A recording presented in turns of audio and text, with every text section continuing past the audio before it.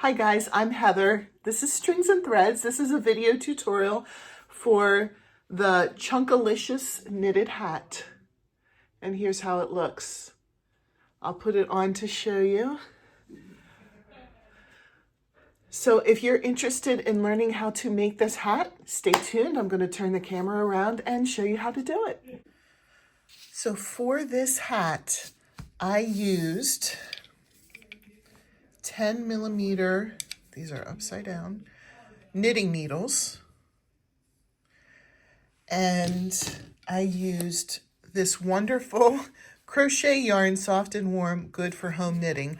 And that's about all that's on the label. I bought this from Amazon when they were having their Amazon Day sales, the Prime Days, because I believe this yarn was something like 75% off. And I thought, hey, I'll give it a try. So I bought 4 skeins of this, and personally, I love it. I can see making amigurumi with this. It's very thick. I don't know how it number-wise, I don't know what it would come out to, but I have a comparison here. This is the Just Yarn Premier Tweed. And this, I saw it on there. It said it was a 4-weight. Yep, right here, 4-weight. And here's the comparison of the two.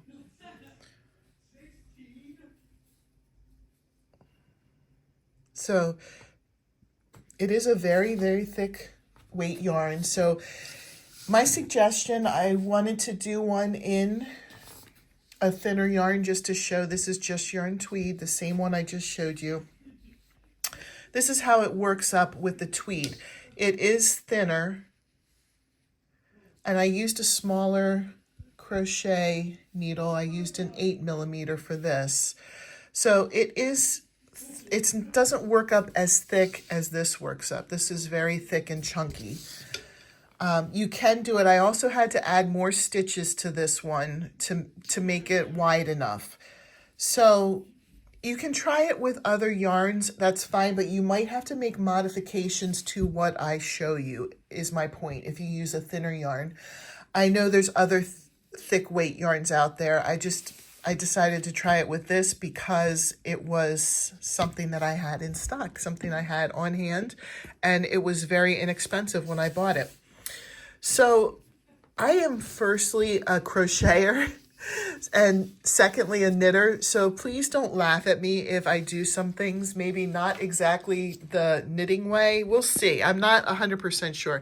My mom taught me to knit when I was young, and I know that she had some kind of like fancy way where she'd go blah, blah, blah, blah, blah, and then the first stitch would be on. Unfortunately, I don't remember because it has been so long since I knitted with her. I don't remember the way that she did it. So I always start with a slip stitch, which is how you start in crochet. I don't know if it's acceptable to start this way in knitting or not, but that's what I do. The first stitch is a slip stitch. And we are going to cast on 37 total stitches. So this counts as 1, so we need 36 more. I'm going to do a few, and maybe, if you're not really a knitter, maybe you can kind of get the idea of how to cast on from what I'm doing. This isn't a tutorial on how to knit, so I'll just put a couple of stitches on and then I'll come on when I've cast all 37 on. So here's how I hold it to cast on. I have my pointer finger, I kind of am almost like, a gun shape here with my fingers. And I have the yarn behind my pointer finger and around my thumb, and then I hold it with my other 3 fingers. And I go under my thumb and then let go. So that would be a cast on. So now I have 2, and then I just repeat. 3, 4, I'll do 5, I'll do this 5th one, and then I'll pause it, and you can pause it here, and we'll come on when there's 37 cast on total. Okay, I have 37 cast on, and now we're going to just straight knit for the first 4 rows. And knitting, you just put the second one through. You take the yarn, oops, you go in between the two needles and pull it through. Sorry. I'll do another one just to show you, because remember, this is not a tutorial on how to knit. I'm just going slow just in case you need a refresher. Okay, so you're going to do this. You're going to knit in every stitch in this row. Then you'll switch hands and knit in every stitch in that row for the next one until you have 4 rows that are just all knitted. I'm going to come back when I have 4 knitted rows. You do the same. Okay, this is after 4 rows of just plain old knit stitch for every single stitch. So now we're going to do purl in this row, but the one exception is the 2 end stitches. They're still going to be knit. So every time you do a purl row, you're going to start and end with a knit stitch. So we have a knit stitch for the first stitch, and then you're going to switch to purling all the way down until you get to the last stitch, and then in the last stitch you will knit. I'm going to go all the way down to the last stitch, and then I'll show you the knitting in the last stitch and let you know what the next row is. Okay, now we're at the last stitch. I had purled all the way up to this last stitch, and the last stitch will be knit. And then for the next row, we're just going to do pure knitting in every single row. You can already see the pattern starting to come out. So this is going to be a 2-row repeat where this next row will be straight knitted every single stitch. And then the next row will be all purl with the exception of the first and the last stitch, which will be knit. And we're going to continue this pattern until we reach 9 inches or 23 centimeters. Those are the same, or approximately the same anyway. It just depends on whether you use inches or centimeters. So repeat those 2 rounds until from when the bottom, the very bottom, even the 4 rows of just plain knitting, from the bottom to the top measures either 9 inches, 23 centimeters. And then we'll come back and we'll work on the decreases. So let's pause here, get the rows we need, and then come back. Okay, we're back. Let me show you from the bottom. It's 9 inches. Which is about 23 centimeters, maybe a little bit less. But if you went up to 23, that's perfect. I'd rather err on the side of being a little bit larger than too small, because you can always roll it up, I suppose, if it's too big. But I don't think that little bit's going to make any difference. So from here, we're going to start to decrease. So we'll do 1 knit. I'm on a knitting side. If you're on a purling side, you would do like you would purl 2 together instead of knit 2 together. So since I'm on the knitting side, I'm going to knit 2 together, knit 1, knit 2 together, knit 1. I'm going to continue that pattern all the way to the end of the row. So just keep going with it, and then we'll come back when we're at the end of the row. Okay, so I came to the end of the row. The next row, we're kind of going to do the same thing. Now I'm on a purling row, so I'm going to knit the first stitch because we're knitting the first and the last stitch. Knit 1, and now I'm going to go to purling. Purl 2 together.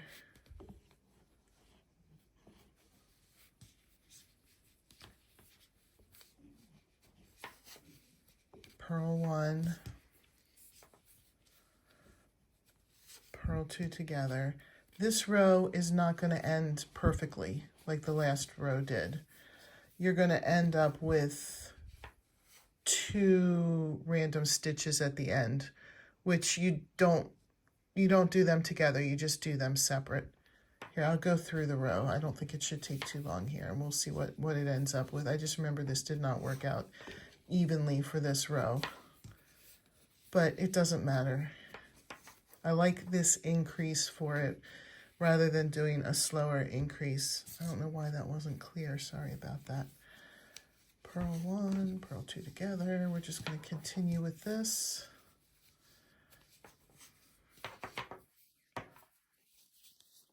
Purl 1, sorry, I don't know why I was about to knit there.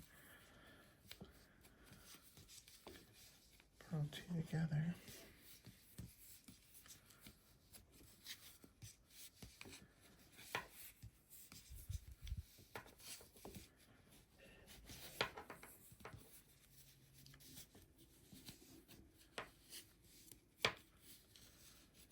Almost there. I'm concentrating a little bit too hard for conversation here. It's not as natural for me as crocheting is, but I just love this. Actually, this looks like it's working up perfectly. I must have messed up when I did the last one. Purl together. Now we're going to knit the last stitch. Okay, I was not truthful there. I must have messed up when I did the last one. This worked out perfectly. Okay, so the next row for me is all knitting. So I'm going to do the same thing. Knit 1, knit 2 together, knit 1, knit 2 together. I'm going to just do that all the way down. If for some reason it doesn't work out evenly, I'll come back and show you what to do. All right, I'm getting close to the end of the row here. I'm knitting 2 together, and then there's 2 stitches left. I'm just going to knit the 2 stitches. So maybe it was this row where it didn't work out evenly that I was thinking of. And we're going to turn, and we're going to continue this pattern until there's, I don't remember if it's 3 or 4, so we'll just keep going. Since this is the purl side for me, I'm going to knit the first one. Make sure the last one is also knit, and then purl 2 together.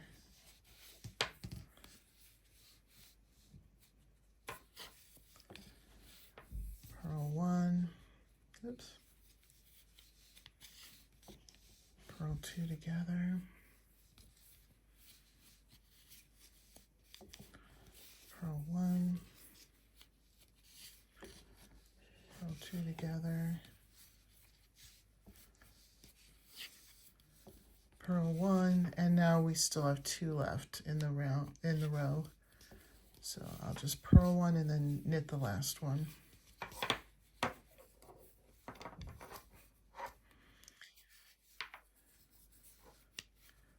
Okay, next row.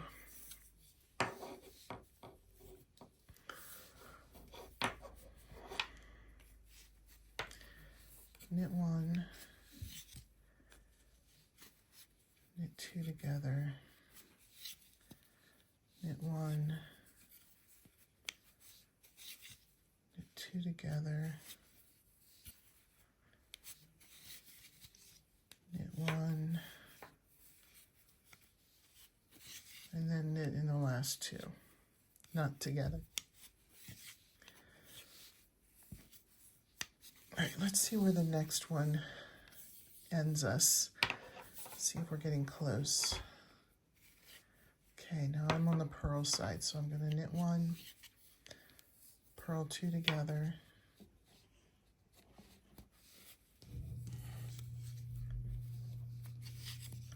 purl 1, purl 2 together, and then knit the last one.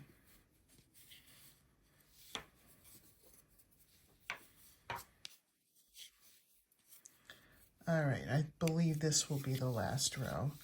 So we'll knit 1, knit 2 together, knit 2 together, just so that we end up with 3, and then we'll come back. Okay, so we ended up with 3 here. We're going to cast off If you are an expert knitter and I'm not doing it right, don't laugh at me. This was the way I learned to cast off. So you knit, then you knit the next one, and then you pull it over. Then you knit the next one, you pull it over, and then the last, you'll cut a tail and then it'll go through the middle. I'll show you. You're going to cut a tail on the longer side because we're going to use this tail to sew the seam. I tend to make them too long, but so you're just going to come through the hole, and then that's how you end it. I'm going to come back with how to sew it. Okay, it's kind of nice because you can see how it kind of wants to make the shape of a hat. I know it looks pointy right now, but we'll take care of that. But you have to decide which way is the right way. I personally really like this side. And I think in knitting, technically, this is considered the wrong side. But I have seen people make hats, shawls, shirts with, I believe this is called the stockinette stitch, with the stockinette stitch, but then they have the wrong side be the front. So you have to decide which side you like better. Whichever side is the right side for you, for what you're doing, which for me will be this side, you're going to fold it so that the right side is on the inside. We're not going to do our stitches on the outside. We're going to do them on the inside. So let me find my tail. That was the rest of the yarn. I usually use this kind of needle because you need, especially for the chunkier yarn, you need to have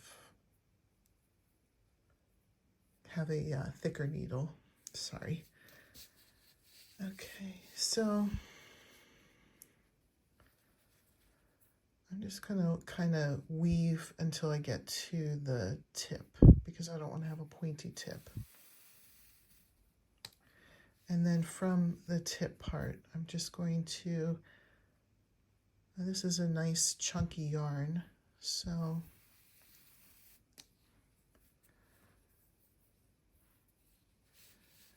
and you don't want to grab too much of the yarn because then it'll show more. I think the more yarn you grab, so I usually just find like one stitch and go through a single portion of that stitch and then move on to the next stitch, the stitch across from it, and just pick up on one stitch of that and pull.